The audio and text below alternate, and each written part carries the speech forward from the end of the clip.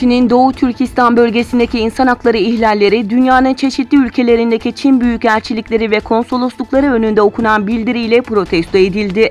Genel merkezi Almanya'nın Köln kentinde olan İslam Toplumu Milli Görüş Teşkilatı'nın Doğu Türkistan için direniş, insanlık için diriliş sloganıyla organize ettiği gösterilerde Çin'in insan hakları ihlalleri protesto edilerek Uygur Türklerinin yanındayız mesajı verildi. İslam Toplumu Milli Görüş Genel Başkanı Kemal Ergün, Çin'in Düsseldorf Başkonsolosluğu önünde düzenlenen gösteriye katıldı. Diğer yandan Avustralya İslam Toplumu Milli Görüş Teşkilatları, Melbourne'deki Çin Başkonsolosluğu önünde toplandı. Burada yapılan konuşmalarda Doğu Türkistan'ın yalnız olmadığı hatırlatılarak destek eylemlerinin süreceği ifade edildi. Yüksek güvenlikli binalarda toplanan Doğu Türkistanlı çocukların adeta askeri eğitim altında tutulduğu bildirildi. Aileleriyle ayda bir defa kameralar karşısında görüşen çocukların büyük bir buhran yaşadığı belirtildi.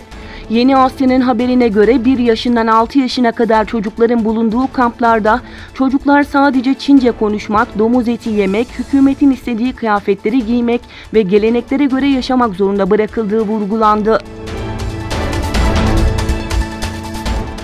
Çin Dışişleri Bakanlığı, ABD'nin orta menzilli nükleer kuvvetler anlaşmasından çekilmesinden üzüntü duyduklarını açıklayarak ABD ve Rusya'yı ayrılıklarını yapıcı diyalogla çözmeye çağırdı. Bakanlık sözcüsü Geng Shuang yaptığı yazılı açıklamada ABD'nin orta menzilli nükleer kuvvetler anlaşmasından çekilmesine ilişkin Çin tarafı bundan üzüntü duyuyor ifadelerini kullandı. ABD, Venezuela'nın geçici devlet başkanı olarak tanıdığı Juan Guaido'nun talebine karşılık ülkeye insani yardım gönderecek. Bolton'un sözlerine Dışişleri Bakanı Pompeo'dan destek geldi. Öte yandan ABD Başkan Yardımcısı Mike Pence, Miami'de yaşayan Venezuelalılarla buluştuğu etkinlikte Maduro'ya karşı harekete geçilmesinin vaktinin geldiğini belirterek Maduro rejimine son verme zamanı geldi dedi.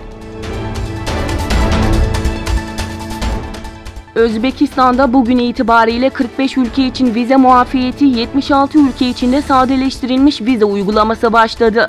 Buna göre bugünden itibaren Avrupa Birliği ülkelerinin ağırlıkta olduğu 45 ülke vatandaşı vize almadan 30 gün boyunca ülkeye seyahat edebilecek.